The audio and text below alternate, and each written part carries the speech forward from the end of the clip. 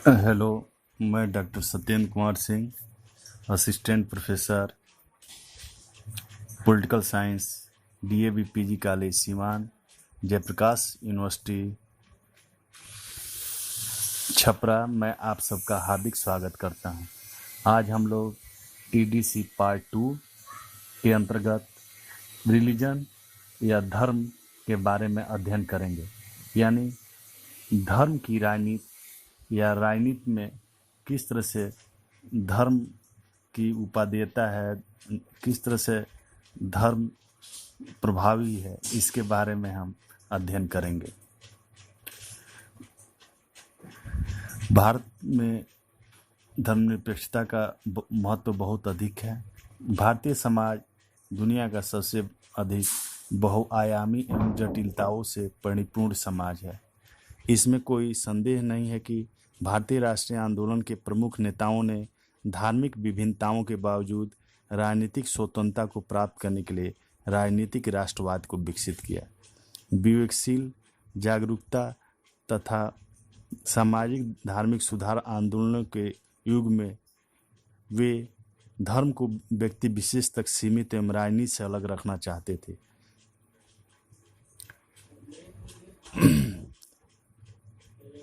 लेकिन जैसे जैसे राष्ट्रीय आंदोलन में विदेशी प्रभुत्व के विरुद्ध सभी वर्गों की भागीदारी बढ़ती गई, वैसे ही विभिन्न वर्गों के नेता धर्मनिरपेक्षता के सिद्धांत का पालन दृढ़ता के साथ न कर सके, क्योंकि उनको भय था कि कहीं धार्मिक विचारों वाले लोग एवं समूह समर्थन देना बंद न कर दे।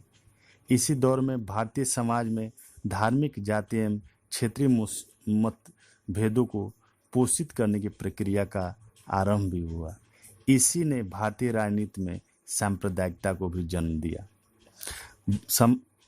भारतीय समाज में धार्मिक भिन्नताएं विद्यमान होने, विभाजन के गंभीर अनुभव एवं अल्पसंख्यकों में व्याप्त असुरक्षा की भावना के कारण स्वतंत्र भारत में धर्मनिरपेक्ष राज्य की अवधारणा को आवश्यक माना गया।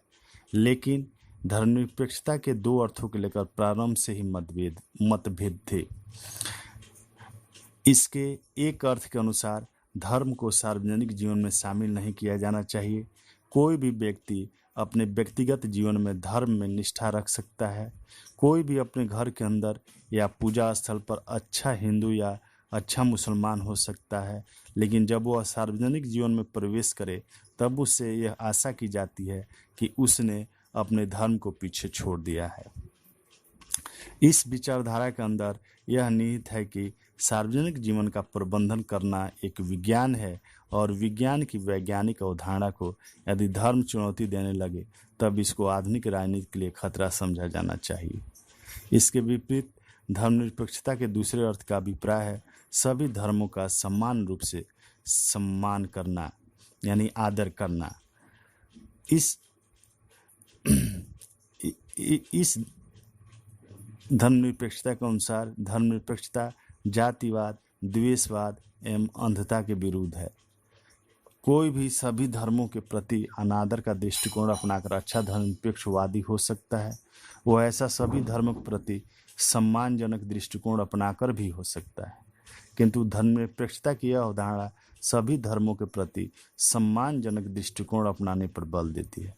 धर्मनिरपेक्षता की इस गैर आधुनिक अवधारणा का विकास ब्रिटिश शासन के विरुद्ध जनता को आंदोलन करने के लिए व्यापक सहमति के आधार पर हुआ था।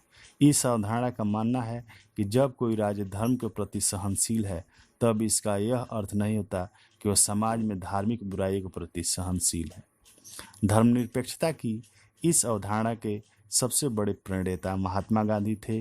उन्होंने राज्य द्वारा लोगों के धार्मिक मामलों में हस्तक्षेप न करने का जोरदार समर्थन किया और सभी धर्मों का प्रमाण रूप से सम्मान करने पर बल दिया। उनकी प्रार्थना सभाएं उनके इस दृष्टिकोण पर आधारित थी। उनके इस दृष्टिकोण के कारण वह अल्पसंख्यकों का विश्वास प्राप्त करने में भी सफल रहे। भारतीय राजनीति के निर्धारक तत्वों में धर्म अत्यंत प्रभावशाली तत्व माना जाता है। धर्म का प्रयोग राजनीति में जहां एक ओर तनाव उत्पन्न करने के लिए किया जाता है, वहीं दूसरी ओर प्रभाव और शक्ति अर्जित करने का भी धर्म माध्यम मान लिया जाता है। धर्म के आधार पर राजनीतिक दलों का निर्माण होता है। चुनाव में समर्थन और मत प्राप्त करने के लिए धर्म का सहारा लिया जाता है। जनता से की जाने वाली अपीलों, उन्हें दिए जाने वाले आश्वासनों, निर्वाचनों में प्रत्याशियों के चयन तथा मतदान व्यवहार में धर्म का राजनीतिक स्वरूप देखने को मिलता है। धर्म और संप्रदाय पंथनिरपेक्ष संविधान अपनाए जाने के बाद भी भारतीय राजनीति के स्वरूप को प्रभावी ढंग से प्रभावित कर रहे हैं। स्वाधीनता के बाद पंथ और संप्रदाय के आधार पर भारत में राजनीतिक दलों का गठन हुआ है। मुस्लिम लीग, शिरोमणि अकाली दल, राम राज्य परिषद, हिंदू महासभा आदि राजनीतिक दलों के निर्माण में पंथिक और सांप्रदायिक तत्वों की अग्रणी भूमिका रही है। यदि सांप्रदायिकता एक रोग है और वह भी संक्रामक, तो इन दलों के शासन और राजनीति पर प्रभाव को सहज ही आंका जा सकता है। ये सांप्रदायिक दल पंथ को राजनीति में प्रधानता देते हैं, पंथ के आधार पर चुनाव में प्रत्याशियों का चुनाव करते हैं और संप्रदाय के नाम पर वोट मांगते हैं। चुनावों में धार्मिक मुद्दों जैसे कारकों का प्रयोग किया जाता है। भारत में अधिकांश राजनीतिक दल और उनके नेताओं में पंथ और संप्रदाय की दलीलों के आधार पर वोट मांगते हैं। वोट बटोरने के लिए मठाधीशों, इमामों, पादरी और साधुओं के साथ साठगांठ की जाती है। मतदान के अवसर पर मत मांगने वाले और मतदान करने वालों के आचरण पर पंथिक तत्व छाए रहते हैं। सांप्रदायिक संगठन भारतीय राजनीति में सशक्त दबाव समूहों की भूमिका अदा करने लगे हैं। ये पंथी गुट शासन की नीतियों को प्रभावित करते हैं और कभी कभी अपने पक्ष में अनुकूल निर्णय भी करवाते हैं। उदाहरण के लिए पंजाब की राजनीति पर हमेशा डेरावाद हावी और प्रभावी रहा है। कभी दमदमी टकसाल के प्रमुख जरनैल सिंह भिंडरवाले ने तो राजनीति में तूफान खड़ा कर दिया था। इसके अलावा सिख मर्यादा को मानने वाले डेरों के साथ साथ दूसरे डेरों ने भी राज्य की राजनीति को प्रभावित किया है। राज्य के 3 बड़े डेरे डेरा सच्चा सौदा, राधा स्वामी, निरंकारी समुदाय हमेशा अग्रणी रहे हैं।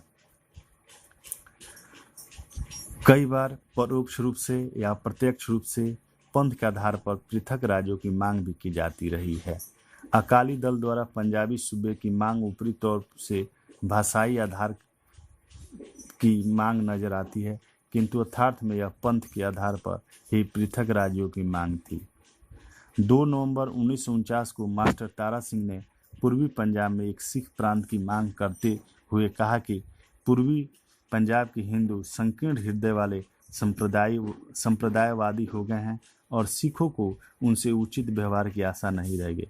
संत फतेह सिंह के अनुयायी सिख होमलैंड की मांग करने लगे।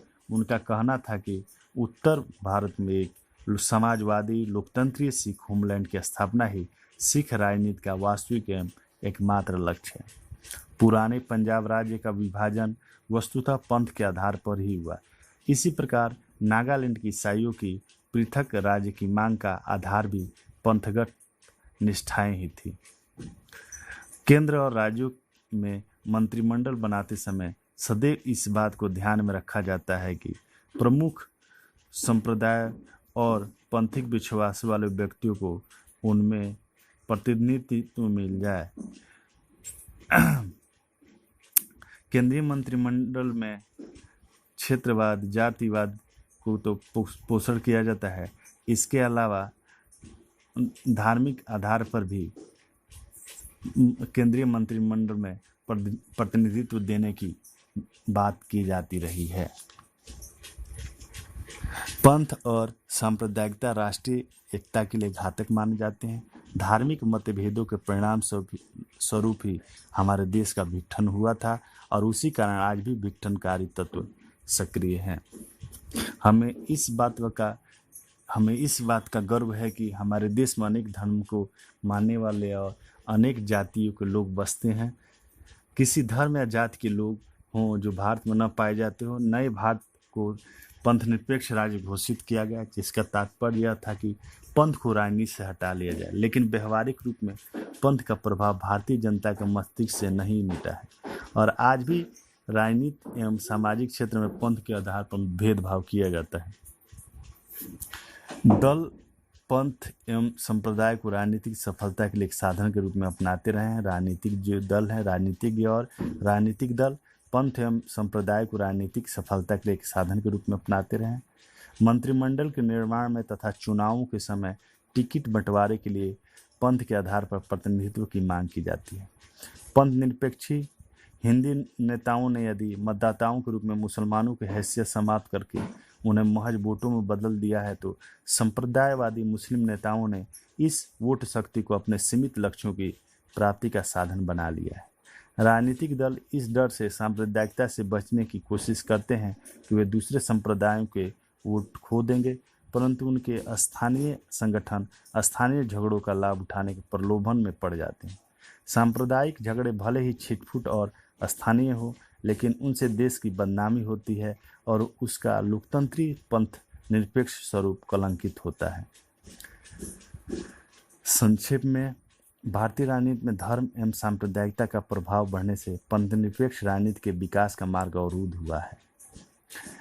यह आशा की जा सकती है कि राजनीतिक चेतना की वृद्धि और लोकतांत्रिक मूल्यों को प्रमाण चढ़ने के साथ धर्म का प्रभाव राजनीति में घटेगा और पंथ निरपेक्षता का स्वरूप निखरता भी जाएगा। कई मामलों में भारत के उच्चतम न्यायालय ने यह पुष्टि की है कि धर्मनिरपेक्ष लोकतंत्र भारतीय संविधान की मौलिक विशेषताओं में से एक है। मार्च 1994 में मुंबई केस में उच्चतम न्यायालय की 9 जजों की खंडपीठ ने अपने निर्णय में इस अवधारणा की सुस्पष्ट व्याख्या की। अन्य तर्कों के अलावा उच्चतम न्यायालय ने निम्नलिखित बातें कही। भारत में धर्मनिरपेक्षता का अभिप्राय यह नहीं है कि राज्य को धर्म के प्रति विरोध का दृष्टिकोण अपनाना चाहिए, अपितु उसे विभिन्न धर्मों के विषय में तटस्थ रहना चाहिए। यदि राजनीतिक उद्देश्यों के लिए धर्म का इस्तेमाल किया जाता है और राजनीतिक दलों द्वारा अपने राजनीतिक स्वार्थों के लिए इसकी वकालत की जाती है, तब राज्य की तटस्थता का उल्लंघन होगा। इस आलेख से 2 व्यापक निष्कर्ष निकलते हैं। प्रथम, धर्म के आधार पर मतदाताओं का आह्वान करना धर्मनिरपेक्ष लोकतंत्र को आघात पहुंचाता है और दूसरा, राजनीति तथा धर्म को नहीं मिलाया जा सकता।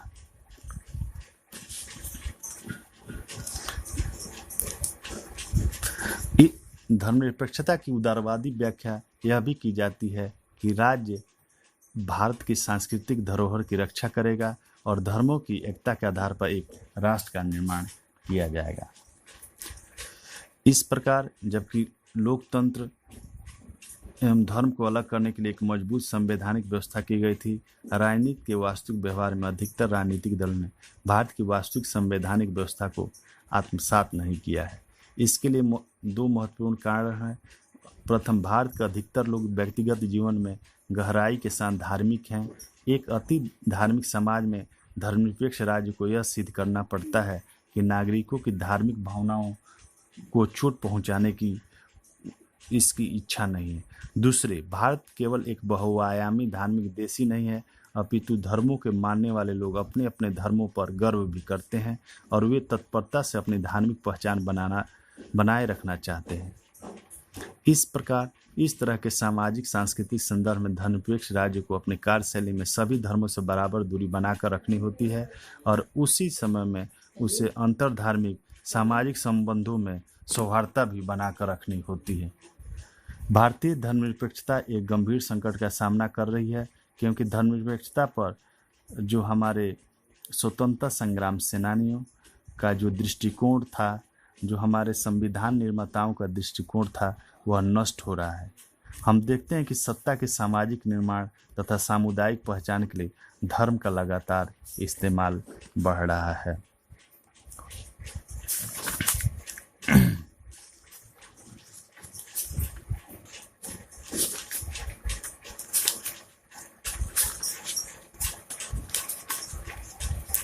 आज राजनीति तथा धर्म के बीच गहरा संबंध हो जाने के कारण सांप्रदायिक हिंसा की घटनाओं में वृद्धि हो रही है।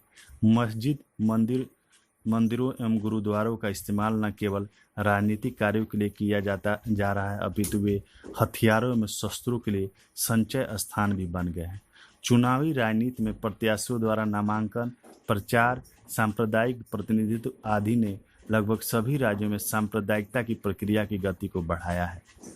जनता में लगातार सांप्रदायिकता बढ़ रही है। इसका सबसे